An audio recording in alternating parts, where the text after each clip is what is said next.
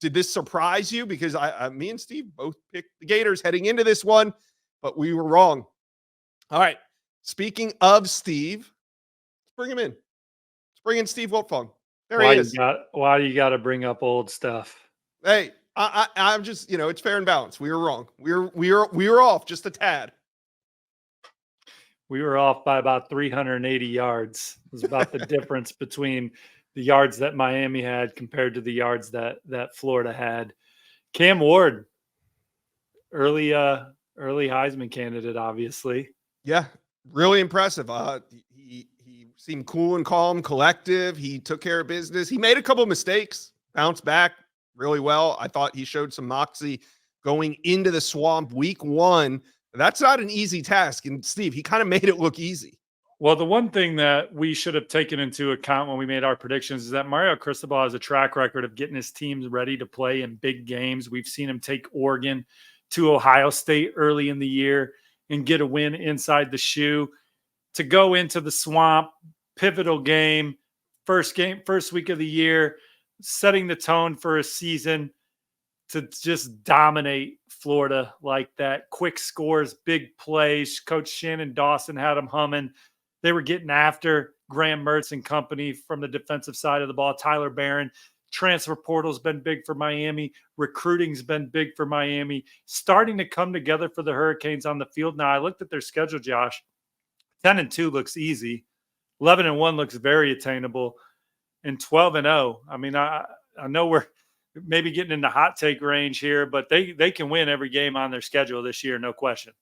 Yeah, I mean, we felt that, whether or not even if they won this game, we still had confidence that Miami was going to have a shot at running the table from here on out. Now they win this game. I mean, great start for Mario Cristobal. It's just what he needed, and he did it.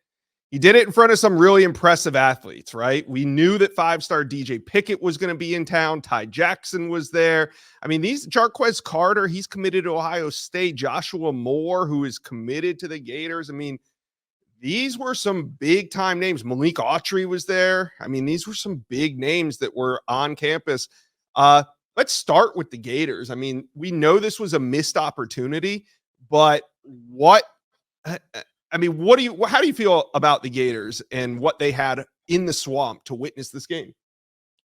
Well, they obviously had the right guys on campus. They're in the right recruiting battles, but to close them, they're going to have to win games like this. So they got 11 more opportunities. They're going to have a lot of big games in the SEC to change the narrative. We saw DJ Lagway come into the game in the second half, throw a touchdown pass, or get him on a touchdown drive, hand it off. Trayon Webb punched it in the end zone. But I think today's more about Miami, Josh. I mean, a lot of those targets that were inside the Swamp are guys that Miami is going to try and come back around on. You're talking about Ben Hanks, top 100 cornerback, committed to Florida right now, Florida legacy recruit.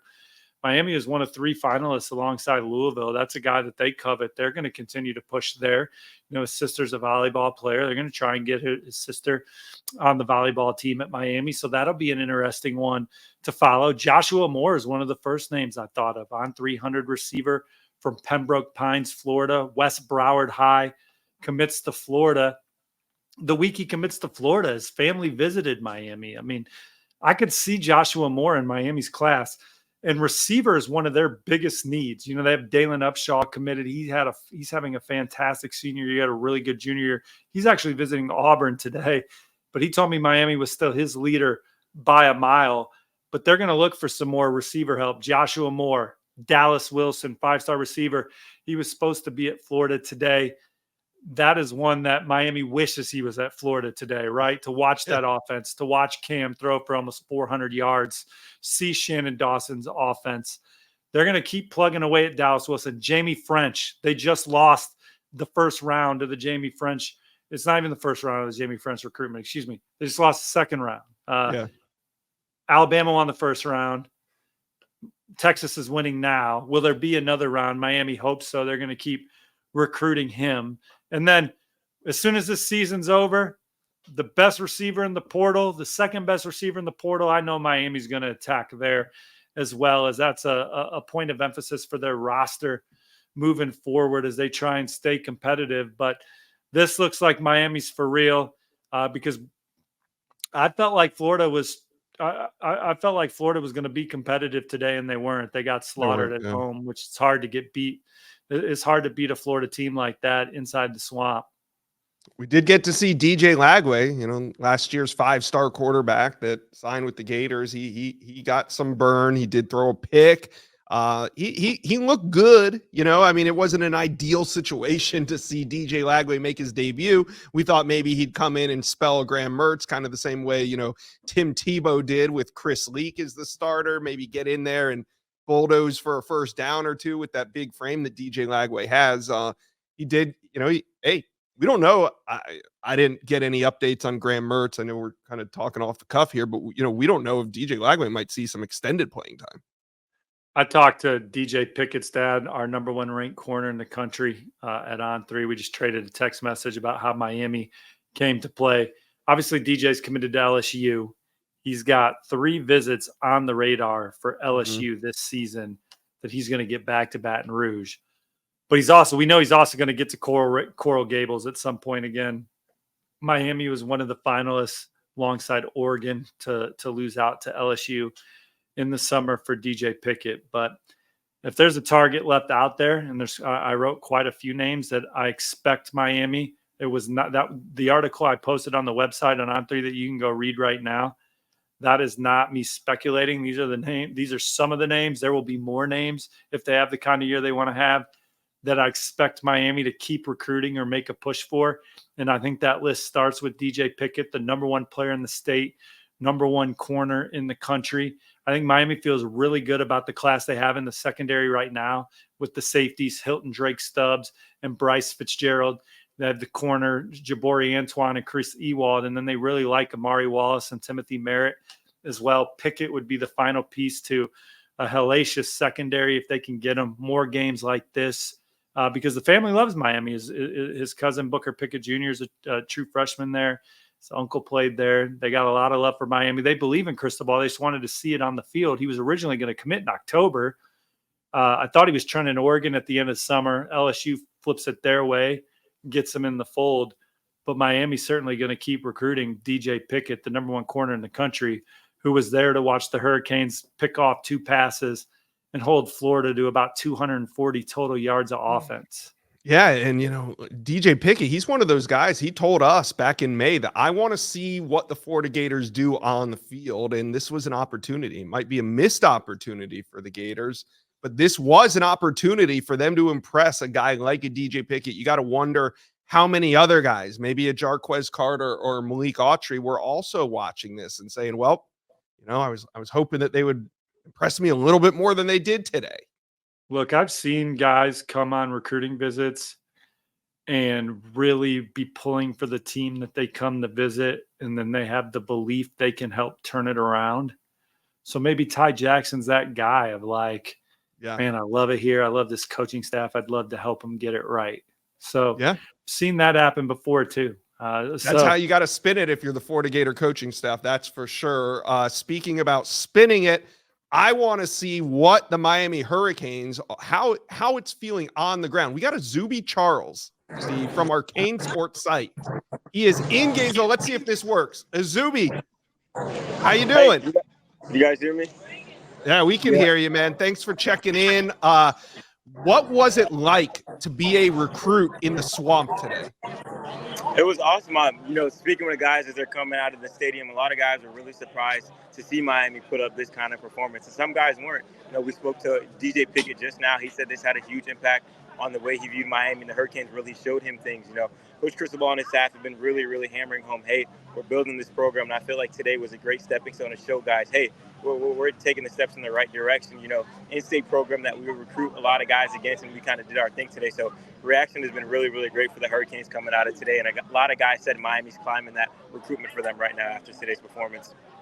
Man, this is awesome. We got a Zuby Charles from Kane Sport with us. Nobody else on YouTube is getting instant reaction from 5-star recruits as they leave the swamp after Miami just destroyed the Gators. So you talked to DJ Pickett. Let's dig on this a little bit more. Do you think that we can see DJ Pickett at a Kane game coming up soon, because this was such a great game for him to be a part of and watch? Yeah, if I'm a betting man, I'm putting all my money on seeing, DJ Pickett appearance in Coral Gables sometime this fall. Obviously he really wanted to see this game. His father also, stressed the importance of this game to see which program started taking the steps in the right direction. And Miami really showcased that today. So they're backing up what they're saying. Things are looking like they're coming together. Obviously super, super early in the season, but Miami had a great showing in game one. And I think a lot of recruits, including Pickett, will move the needle with them today with this game. Yeah, and who else? I know it's early, and I know you're going to talk to more guys, but who else off the top of your head did this game have an impact on for Miami recruiting? I'm going to jump in the 2026 class. I spoke with Naeem Burrows, 2026 wide receiver, 4-star out of Bulls. He's being recruited heavily by both teams, said had a huge impact. Another 2026 guy, Miami super high, Samarian Wingo out of St. Augustine. He said Miami jumped to the top of his list because of this game. So those are some guys right now. Guys are still trickling out of here. A ton of guys need to get more reaction from, but so far so good from the Canes with these recruits on the ground right now. Zuby, did you see Ben Hanks or Joshua Moore after the ball game? I know those are two guys that Miami's not going to go away on. Yeah, so Joshua Moore walked out. I wasn't able to speak with him, but it sounded like good things came from him. Obviously, he made it clear. He said, hey, if Miami outdoes Florida this year, things might get interesting, and we saw that product on the field. So excited to see, where things land with his recruitment and everything like that. All right, Azubi. Well, we appreciate you checking in live from the swamp. You guys will have a ton of info all weekend long on CaneSport. You guys go check that out. CaneSport.com is where it's at. Azubi Charles, thanks for stopping by. Thank you guys for having me. There it is. From the ground in the swamp, it's probably about 92 degrees there right now with 100% humidity. Appreciate Azubi Charles for checking in. How about that? Miami, it's like a Miami home game all of a sudden. You got Miami beat writers grabbing Florida visitors, getting Miami reaction, because that's how close these recruiting battles are. And we saw the Hurricanes at the end of the last cycle flip 5-star defensive lineman Justin Scott from Ohio State. They flipped 5-star defensive lineman Armando Blunt from Florida State. And then they flipped Marquise Lightfoot, a 5-star edge, because he was a silent commit to Ohio State. Yeah. They flipped him and got him in the boat for Miami as well. So they're going to be trying to swing a big spatula this cycle. We talked about DJ Pickett. We talked about Joshua Moore. We talked about Ben Hanks. We talked about those receivers. Solomon Thomas is another that I think they'll go after, the number one interior offensive lineman in the country, currently committed to Florida State. And then Zayari Addison is an in-state offensive lineman committed to Oregon. Those are two offensive linemen, Josh, that I think that we'll see them make a run at. They lost a linebacker today, Elijah Melendez. I think they'll look for one more. I think Miami would love to add a bigger running back to complement Gerard Pringle. Shakai Mills-Knight was kind of their top target at that position. So we'll see who they target there if they continue to try and recruit the Chattanooga standout. But Miami, they're going to be a fun team to follow if they keep winning ball games like this. Okay. You just breezed over something that really kind of blew me away today is Elijah Melendez. He's been committed to the Canes for a while now, several months. And 2 hours before kickoff, he announced his decommitment. I mean, he had a Hayes Fawcett graphic and everything ready to go for his decommitment. He's from Kissimmee, Florida. Did that not stun you? Is like, wow, this is kind of weird. This is wild that he's decommitting from the Miami Hurricanes 2 hours before kickoff. Well, we reported on Thursday night that he would be visiting Auburn. Jeff Lee and I getting information at the same time that he would be at Auburn. So it doesn't surprise me as he was looking around at a key night. He visited Michigan. He's been talking to other programs. I don't mean the decommitment surprised you. I mean the timing of it. That like nothing surprises you. You've just been covering recruiting for so long that just. I mean, I just view it as coincidental. He's just, I'll announce it now. Nothing to do with game time or anything like that. I mean, he's on the plains. I like where Auburn stands. The on 3 RPM favors the Auburn Tigers right now. I don't know. Comment section. I mean, am I crazy for thinking that like 2 hours before kickoff is a wild time? You could have told the Miami coaching staff at any point or let it go public at any point during the summer.